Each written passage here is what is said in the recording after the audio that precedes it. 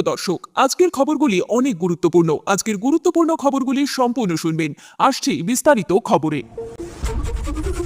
শুভেন্দু অধিকারীর ওপর হামলার পরিকল্পনা বাংলাদেশের জঙ্গি সংগঠনগুলির। কেন্দ্রীয় গোয়েন্দা বাহিনীর তরফ থেকে সতর্ক করা হয়েছে রাজ্য পুলিশ ও কলকাতা পুলিশকে। একটি জনসভায় শুভেন্দু অধিকারী বাংলাদেশ বিরোধী মন্তব্য করেন। তার জেরেই হামলার পরিকল্পনা। কেন্দ্রীয় গোয়েন্দা বাহিনী সূত্রে খবর, বাংলাদেশের দুটি জঙ্গি সংগঠন হারাকত উল জিয়াদ আল ইসলামী ও হিজাব উদ তাহিরের পরিকল্পনা দাবি কেন্দ্রীয় গোয়েন্দা বাহিনীর। তিনজন বাংলাদেশি দুষ্কৃতীকে হামলার দায়িত্ব দেওয়া হয়েছে বলে কেন্দ্রীয় গোয়েন্দা বাহিনীর সূত্রে দাবি করা হয়েছে। সেই মতো রাজ্য পুলিশ এবং কলকাতা পুলিশকে সতর্কবার্তা দেওয়া হয়েছে বলেই খবর। কেন্দ্রীয় গোয়েন্দা বাহিনীর সূত্রে খবর, 24 থেকে 26 ডিসেম্বরের মধ্যে শুভেন্দুর উপর হামলার সম্ভাবনা রয়েছে। সম্প্রতি একটি জনসভায় বাংলাদেশকে আক্রমণ করেন শুভেন্দু। বাংলাদেশের বর্তমান সরকারকে তীব্র আক্রমণ করেন তিনি। তার জেরেই শুভেন্দুর উপর হামলার ছক হয়েছে বলে দাবি করা হয়েছে। রাজ্য এবং কলকাতা পুলিশের নিরাপত্তা বিভাগের আধিকারিকদের সঙ্গে বিষয়টি নিয়ে কথা হয়েছে কেন্দ্রীয় গোয়েন্দাদের। সম্প্রতি একটি জনসভায় শুভেন্দুকে বলতে শোনা যায়, হাসি মারাতে 40টি রাফাল অর্থাৎ যুদ্ধ বিমান আছে, আরো বহু জায়গায় রয়েছে। কাছাকাছির নামটা বললাম, মাত্র দুটো রাফাল যদি উড়িয়ে দেয় ভারত, প্যান্টে বাথরুম করে ফেলবে। শুধু তাই নয়, বাংলাদেশের তরফে ভারতীয় পণ্য বয়কটের যে ডাক ওঠে তা নিয়েও কটাক্ষ ছুড়ে দেন শুভেন্দু। তাকে আরো বলতে শোনা যায়, আমরা বাংলাদেশের উপর নির্ভর করি না, বাংলাদেশ আমাদের উপর নির্ভরশীল। আমরা যদি পণ্য না পাঠাই, তোমরা চাল ডাল জামা কাপড় কিছুই পাবে না। ঝাড়খণ্ডে উৎপাদিত বিদ্যুৎ যদি না পাঠাই, তোমাদের 80% গ্রাম অন্ধকারে ডুবে থাকবে। শুভেন্দুর ওই মন্তব্য নিয়ে আগেও বিতর্ক হয়, বাংলাদেশ থেকেও কটাক্ষ বার্তা উড়ে আসে। কিন্তু এই বক্তৃতার জন্য কি শুভেন্দুর উপর হামলার ছক, তা যদিও নির্দিষ্ট করে খোলসা করা হয়নি। তবে জনসভায় বাংলাদেশকে যেভাবে আক্রমণ করেছেন শুভেন্দু, তার জন্যই বাংলাদেশি জঙ্গিরা তাকে নিশানা করছেন বলে দাবি। আরজিকর ইস্যুতে ফের উত্তপ্ত রাজপথ। অভয়ের সুবিচারের দাবিতে জুনিয়র চিকিৎসকদের সিজিও অভিযানে ধুমধুমার। সিজিও কমপ্লেক্সের সামনে প্রতীকী তালা ঝুলালেন বিক্ষোভকারীরা। পুলিশ তা খুলে ফেলতেই বিক্ষোভকারীদের সঙ্গে ধস্তাধস্তি বাঁধে। ব্যারিকেড ভাঙার চেষ্টা করেন তারা। আরজিকর কাণ্ডে বিচারের ক্ষেত্রে ঢিলেমি করা হচ্ছে। সিবিআই এর বিরুদ্ধে গাফিলতির অভিযোগ তুলে মঙ্গলবার বিক্ষোভ দেখায় একাধিক চিকিৎসক সংগঠন। আরজিকর হাসপাতালে চিকিৎসক তরুণীর খুন ও ধর্ষণ মামলায় জামিন পেয়েছেন হাসপাতালের প্রাক্তন অধ্যক্ষ সন্দীপ ঘোষ ও টালা থানার তৎকালীন ওসি অভিজিৎ মণ্ডল। তাদের বিরুদ্ধে প্রমাণ লোপাটের অভিযোগ উঠেছিল, তবে সিবিআই চার্জশিট দিতে না পারায় তাদের জামিন হয়। তারপর থেকেই অভয়ের সুবিচারের দাবিতে ফের পথে নেমেছে ডাক্তারদের একাধিক সংগঠন। কেন্দ্র এবং রাজ্য মিলে তদন্তকে শীতঘুমে পাঠানোর চক্রান্ত করছে এমন অভিযোগ তুলে মঙ্গলবার দুপুরে সেন্ট্রাল পার্ক মেট্রো স্টেশনের সামনে জমায়েত করেন medical service centre, service doctor forum এবং নার্সেস ইউনিটির সদস্যরা। দুপুর 2টো নাগাদ চিকিৎসক ও নার্স সংগঠনের সদস্য থেকে শুরু করে চিকিৎসক স্বাস্থ্যকর্মীরা সিজিও কমপ্লেক্সের সামনে বিক্ষোভ দেখাতে শুরু করেন। আন্দোলনকারীদের পক্ষ থেকে সিজিও কমপ্লেক্সের মেন গেটে প্রতীকী তালা ঝুলিয়ে দেওয়া হয়। সেই তালা পুলিশের পক্ষ থেকে খুলে দিলে আন্দোলনকারীরা বিক্ষোভে ফেটে পড়েন। ব্যারিকেড ভেঙে ফেলার চেষ্টা করেন তারা। পুলিশের সঙ্গে ব্যাপক ধস্তাধস্তি বাঁধে। সিজিওর সামনে বিশাল পুলিশ বাহিনী মোতায়েন করা হয়েছে। উপস্থিত বিধাননগর পুলিশের উচ্চপদস্থ কর্তারা। অভিযান শুরুর সময় চিকিৎসক বিপ্লব চন্দ তার ভাষণে অভিযোগ করেন, সিএফএসএল এর যে রিপোর্ট সামনে এসেছে তাতে আরজিকরে চিকিৎসকের খুন ও ধর্ষণের ঘটনা একজনের পক্ষে সম্ভব নয়, সেটার ইঙ্গিত মেলে। 4 মাস পেরিয়ে গেলেও বিচার মেলেনি। সিবিআই নির্ধারিত সময়ে চার্জশিট দিতে পারেনি। তাতেও প্রশ্ন উঠছে যে কেন্দ্র এবং রাজ্য সরকারের দুই তদন্তকারী সংস্থা কার্যত প্রকৃত সত্য গোপনের চেষ্টা করছে। এর বিরুদ্ধে আন্দোলন তীব্র থেকে তীব্রতর করা হবে।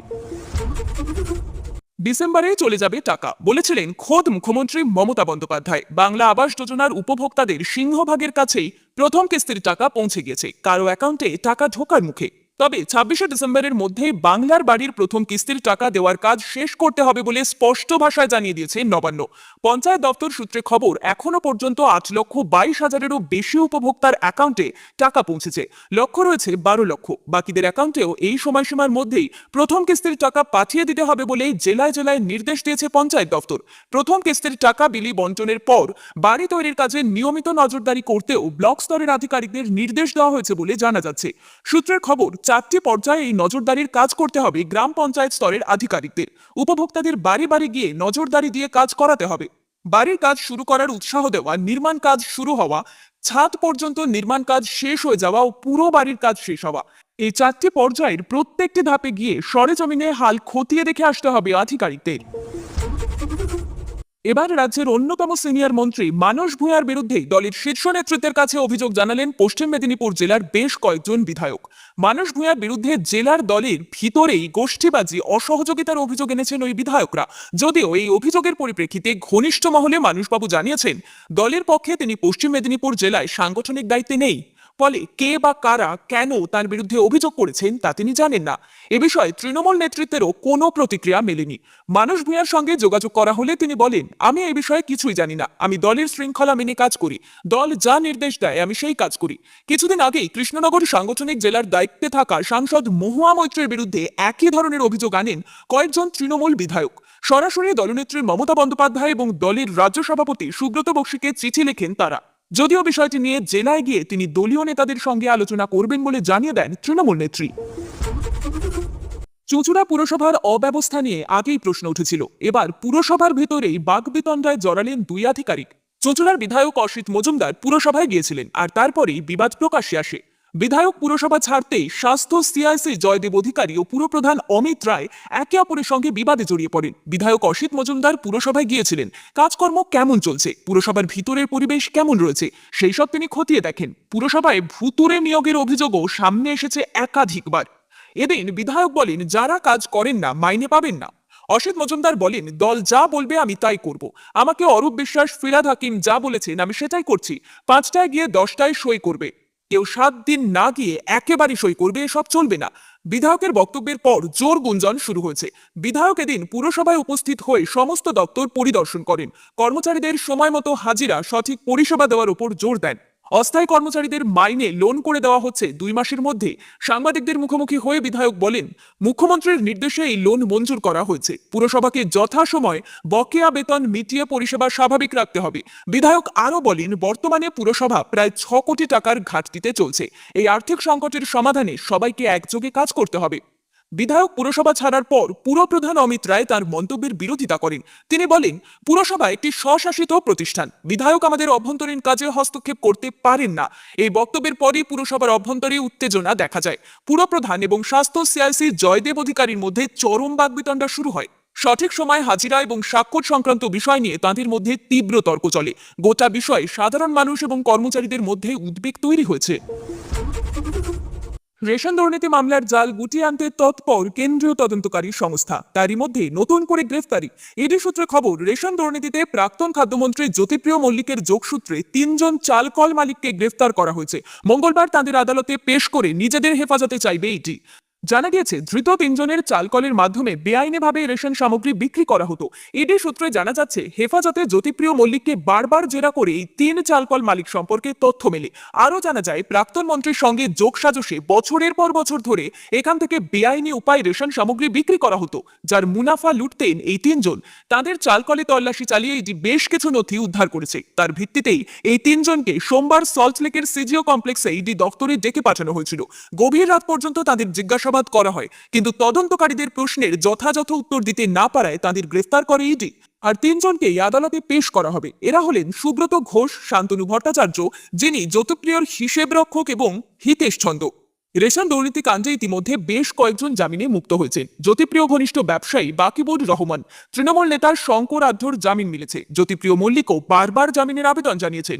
তবে এই দুর্নীতিতে ইডি তাঁকে রিং মাস্টার বলে অভিহিত করেছেন। গত সপ্তাহে এই সংক্রান্ত শুনানিতে প্রাক্তন খাদ্যমন্ত্রীর জামিনের বিরোধিতা করে ইডির আইনজীবী জানিয়েছিলেন, জ্যোতিপ্রিয় দুর্নীতির গঙ্গাসাগর, ফলে তাঁকে জামিন দিলে দুর্নীতির জাল গুটিয়ে আনার ক্ষেত্রে প্রভাব পড়তে পারে বলে সওয়াল করে ইডি। তাদের ধারণা, রেশন বন্টন দুর্নীতির শিকড় অনেক গভীরে এবং তার নেপথ্যে রয়েছেন জ্যোতিপ্রিয় মল্লিকই। আকাশ থেকে পড়ছে টাকা, 5 টাকা 10 টাকার কয়েন, সেই সঙ্গে পড়ছে 2 টাকার কয়েনও, এমনই দাবি স্থানীয়দের। সোমবার সন্ধ্যায় রাস্তার মোড় থেকে প্রচুর সংখ্যক কয়েন কুড়িয়েছেন এলাকার মানুষজন, আর এই টাকা কুড়ানোর ঘটনার ভিডিও সোশ্যাল মিডিয়ায় ছড়িয়ে পড়েছে। মালদহের হবিবপুর থানার আইহো এলাকার ছাতিয়ান গাছের এই ঘটনা ব্লক জুড়ে চাউর হয়ে গেছে। গোপীগাইন বাঘাবাইনের মতোই মিষ্টির হানির বদলে পড়ছে টাকা। সেই লোভে মঙ্গলবার সকালে ফের ওই ছাতিয়ানগাছি এলাকায় ভিড় উপচে পড়ে। টাকা কুড়োতে মানুষের ভিড়। অন্তত তাই 8 থেকে 80 সব বয়সের পুরুষ মহিলাই ছুটছেন, কিন্তু এদিন আর টাকার বৃষ্টি হয়নি।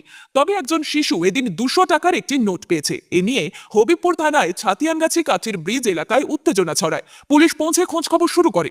স্থানীয় বাসিন্দা মহাদেব হালদার বলেন, আকাশ থেকে টাকা পড়ছে, দেখা গিয়েছে কখনো 200 টাকা, কখনো 50 টাকা, কখনো 5 টাকা, আবার কখনো 2 টাকা পড়ছে। কাল সন্ধ্যা থেকে হইচই পড়ে গেছে। আজকের বিভিন্ন এলাকা থেকে জমায়েত হচ্ছেন সাধারণ মানুষ, অনেকে টাকা কুড়িয়ে বাড়ি যাচ্ছেন। কিন্তু কেন, কিভাবে এই টাকা, তা জানা নেই কারুর।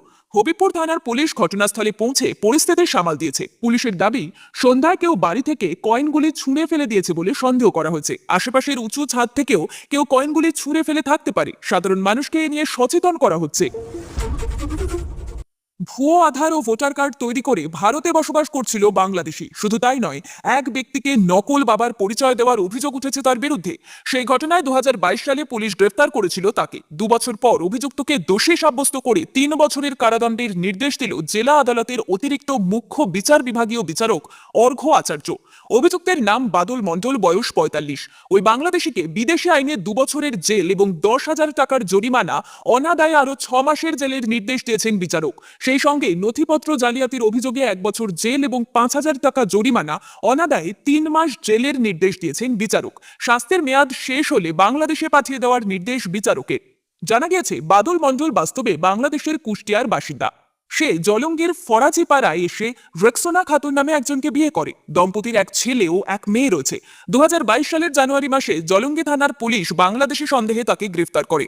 অভিযুক্ত জলঙ্গির ফরাজিপাড়ার একজনকে বাবা পরিচয় দিয়ে আধার কার্ড, ভোটার কার্ড তৈরি করেছিল। কিন্তু মামলা চলাকালীন তদন্তে জানা যায়, ওই ভোটার এবং আধার কার্ড ভুয়ো নথি দিয়ে তৈরি হয়েছিল। পরে ভোটার কার্ড বাতিল হয়। আইনজীবী নীলাব্জ দত্ত বলেন, সরকারের অভিযোগ ছিল এক বাংলাদেশি নাগরিক ভারতে বসবাস করছে, তাকে জলঙ্গি থানার পুলিশ গ্রেফতার করে। অভিযুক্ত ব্যক্তি ভোটার আধার কার্ড ভুয়ো নথি বানিয়েছিল।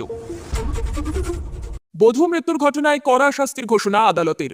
পণ প্রথার শিকার এক গৃহবধূ, আর ওই বধূর অস্বাভাবিক মৃত্যুর ঘটনায় তার স্বামী, শাশুড়ি, দেওর ও 2 অবিবাহিতা পিসি শাশুড়িকে দোষী সাব্যস্ত করে সাজা ঘোষণা করল বাঁকুড়া ফার্স্ট ট্র্যাক কোর্ট।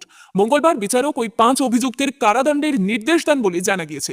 সরকারি আইনজীবী রথিন দে এদিন এই খবর জানিয়ে বলেন, গত 2014 সালের 12ই ডিসেম্বর বাঁকুড়া সদর থানার জুনবেদিয়ার সুমনা কুণ্ডুর বিয়ে হয় শহরের কমরার মাঠ এলাকার অভিজিৎ কুণ্ডুর সাথে। বিয়ের পর থেকেই শ্বশুরবাড়িতে পণের জন্য চাপ দেওয়া হতে বলে অভিযোগ। এই অবস্থায় বিয়ের 6 মাসের মধ্যেই 2015 সালের 16ই জুন অস্বাভাবিক মৃত্যু হয় সুমনার। নির্দিষ্ট অভিযোগের ভিত্তিতে পুলিশ তদন্ত শুরু করে ও চার্জশিট দেয়। মঙ্গলবার বিচারক মৃতার স্বামী অভিজিৎ কুণ্ডুকে বধূ নির্যাতনের দায়ে 2 বছর কারাদণ্ড, সঙ্গে 6,000 টাকা জরিমানা এবং অনাদায়ে আরও 3 মাসের জেল, পণ প্রথা ও স্ত্রীর অস্বাভাবিক মৃত্যুর মামলায় 10 বছরের জেল, 6,000 টাকা জরিমানা, অনাদায়ে 3 মাসের জেল ঘোষণা করেন। সঙ্গে শাশুড়ি দীপালি কুণ্ডু, অবিবাহিতা 2 পিসি শাশুড়ি বুবি ওরফে শান্তনা কুণ্ডু ও টুনি ওরফে শিপ্রা কুণ্ডু, দেওর সত্যজিৎ কুণ্ডুকে 498 ধারায় বধূ নির্যাতনের দায় 2 বছরের কারাদণ্ড, 2,000 টাকা করে জরিমানা ও অনাদায়ে 3 মাস করে জেল।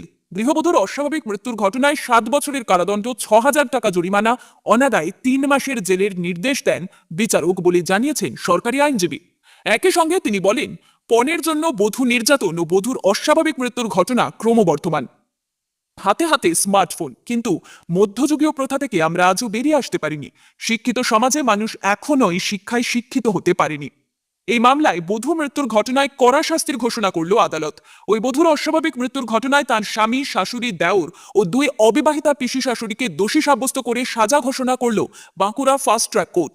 মঙ্গলবার বিচারক ওই 5 অভিযুক্তের কারাদণ্ডের নির্দেশ দেন বলেই জানা গিয়েছে।